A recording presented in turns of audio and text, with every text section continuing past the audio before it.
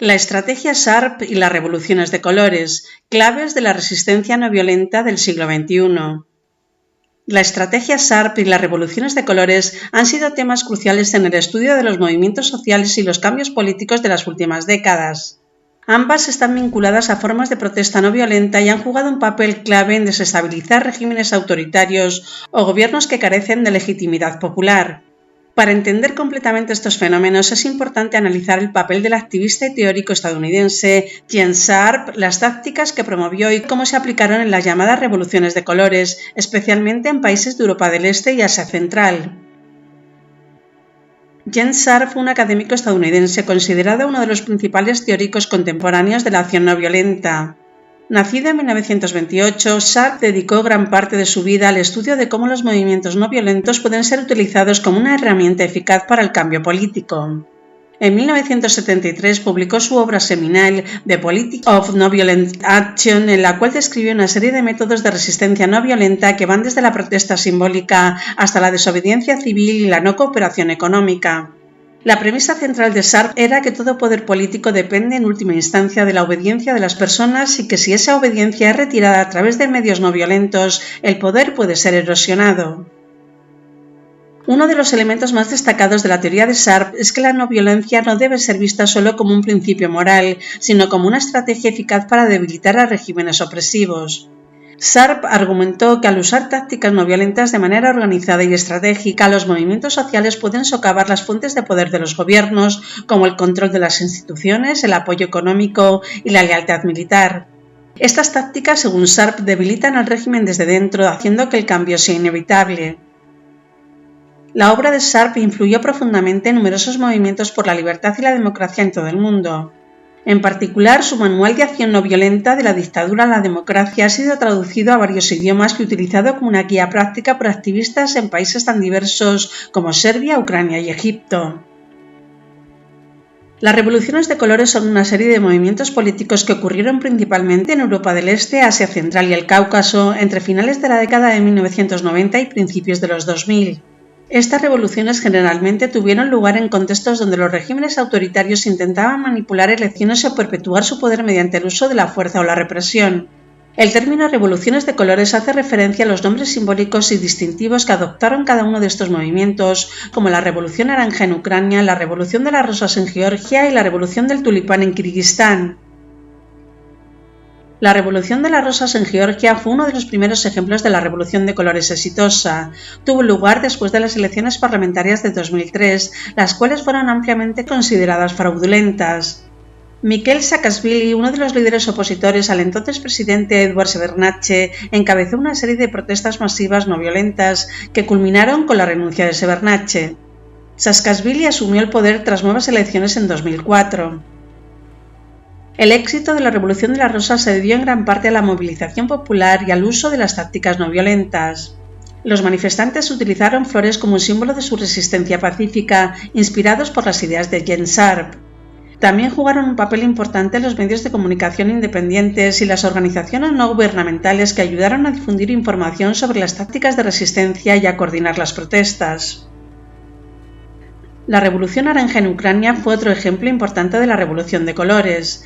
Se desencadenó después de las elecciones presidenciales de 2004, en las que el candidato opositor Viktor Yushchenko se enfrentaba al entonces primer ministro Viktor Yanukovych. Las elecciones fueron manchadas por acusaciones generalizadas de fraude electoral y manipulación por parte del gobierno.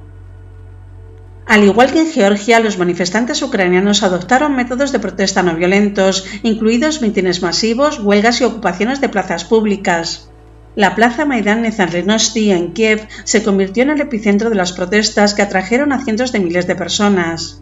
El color naranja que representaba la campaña de Yushchenko se convirtió en el símbolo de la resistencia popular. Finalmente, la Corte Suprema de Ucrania anuló los resultados electorales y ordenó una nueva votación en la que Yushchenko fue declarado ganador. La Revolución Naranja fue vista como una victoria para la democracia y los derechos civiles en Ucrania. La Revolución del Tulipán en Kirguistán tuvo lugar en 2005 tras las elecciones parlamentarias de ese año. Los resultados de las elecciones fueron ampliamente criticados por ser fraudulentos y las protestas contra el presidente Askar Akayev crecieron rápidamente. Inspirados por los éxitos en Georgia y Ucrania, los manifestantes de Kirguistán utilizaron tácticas no violentas para presionar por un cambio de régimen. Las manifestaciones culminaron con la renuncia de Akayev y la formación de un nuevo gobierno. Sin embargo, a diferencia de otras revoluciones de colores, la revolución del tulipán no condujo a una transición clara hacia la democracia y Kirguistán siguió enfrentando inestabilidad política en los años posteriores. La influencia de Jens Sharp y su teoría de la acción no violenta fue evidente en todas estas revoluciones. Los movimientos de resistencia adoptaron muchos de los principios de Sharp, como la movilización popular, la desobediencia civil y la no cooperación con el gobierno opresivo. Estos principios fueron fundamentales para desestabilizar a los regímenes autoritarios sin recurrir a la violencia armada. Una de las claves del éxito de las revoluciones de colores fue la capacidad de los manifestantes para mantener la disciplina no violenta, incluso frente a la represión policial o militar.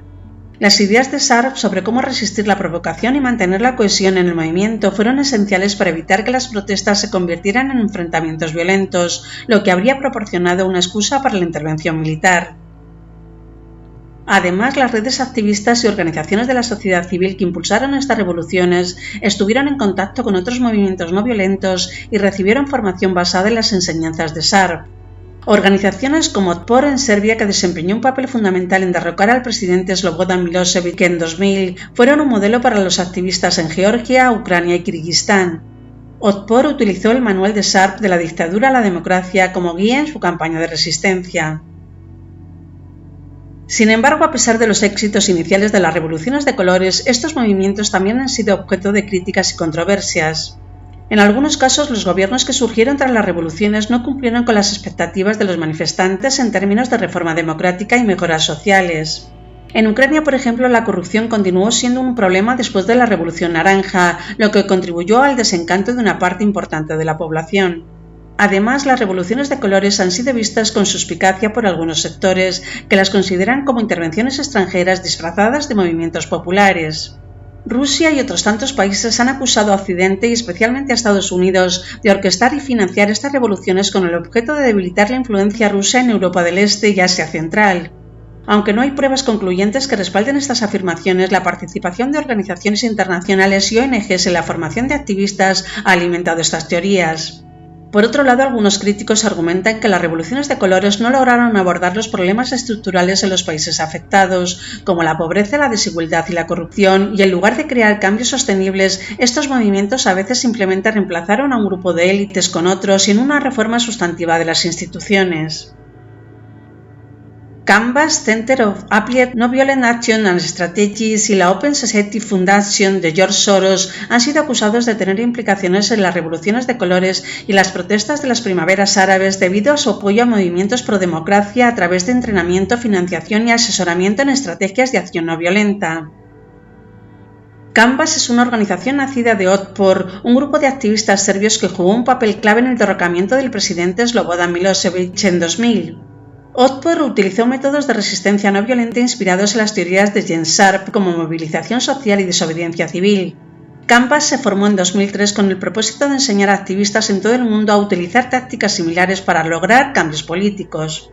Canvas ha brindado capacidad a activistas en varios países que experimentaron las revoluciones de colores, como Georgia, Ucrania y Kirguistán.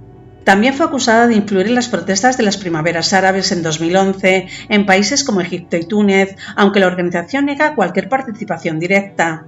En general, Canvas enseña tácticas no violentas para resistir a regímenes autoritarios, por lo que algunos gobiernos la ven como una herramienta para la desestabilización política. La Open Society Foundation es una red de fundaciones creada por el magnate y filántropo George Soros que financia proyectos relacionados con los derechos humanos, la democracia y la justicia social. La implicación de la Open Society Foundation en las revoluciones de colores y las primaveras árabes ha sido ampliamente discutida, aunque sus actividades no son necesariamente secretas ni ilegales. Soros ha promovido el fortalecimiento de la sociedad civil y el activismo prodemocrático en diversas partes del mundo, incluyendo Europa del Este, África y Oriente Medio. Las Open Society Foundation han sido acusadas de respaldar financieramente a movimientos opositores y de apoyar activistas que participaron en las revoluciones de colores, lo que ha llevado a que gobiernos, especialmente en Rusia y otros países de Europa del Este, aunque no solo, vean su influencia con sospecha. Se ha sugerido que la financiación de ONGs y medios de comunicación por parte de Soros ayudó a impulsar las protestas contra regímenes autoritarios. Aunque no se ha demostrado una conexión formal entre Canvas y la Open Society Foundation, ambas organizaciones comparten un objetivo similar: apoyar movimientos prodemocráticos y promover cambios políticos no violentos. Canvas ha colaborado con diferentes organizaciones internacionales para impartir capacitación a activistas y se ha especulado que algunas de estas organizaciones podrían haber recibido fondos de la Open Society de Soros. Algunos gobiernos y asociaciones han acusado a estas organizaciones de estar involucradas en la organización de protestas y movimientos desestabilizadores en algunos países. Las acusaciones se centran en la idea de que estas fundaciones y grupos no violentos estarían promoviendo una forma de revolución suave mediante el financiamiento y la capacitación de activistas con el objeto de provocar cambios de régimen en países no alineados con Occidente. En las revoluciones de colores como la Revolución Naranja en Ucrania o la Revolución de las Rosas en Georgia, tanto Canvas como la Open Society Foundation han sido señaladas como influyentes en el proceso de formación de activistas y en la creación de redes pro democracia. Durante las primaveras árabes, Canvas fue acusada de haber entrenado a algunos de los líderes de las protestas, en particular en Egipto, donde las manifestaciones no violentas resultaron cruciales para el derrocamiento de Hosni Mubarak. Aunque Canvas ha negado estar directamente involucrada, su influencia a través de entrenamientos globales es indiscutible.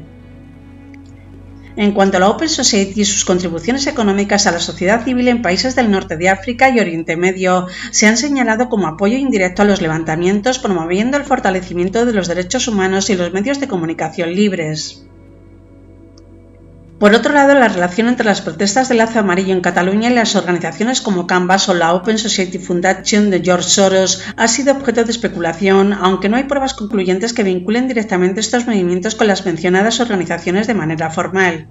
Sin embargo, se han hecho comparaciones debido a ciertos paralelismos en las tácticas utilizadas en las protestas y movimientos independentistas, así como la existencia de narrativas que asocian a la Open Society con movimientos de desobediencia civil y defensa de los derechos en contextos políticos complejos. La estrategia de protesta de los movimientos independentistas en Cataluña ha sido en general pacífica, con manifestaciones masivas, actos de desobediencia civil y una fuerte presencia simbólica a través del lazo amarillo. Estas acciones, junto con la organización y movilización social, son compatibles a los métodos promovidos por Canvas, centrados en la resistencia no violenta y la movilización ciudadana. En el caso catalán, algunos sectores han alimentado la idea de que organizaciones extranjeras están detrás del movimiento independentista con la intención de desestabilizar España.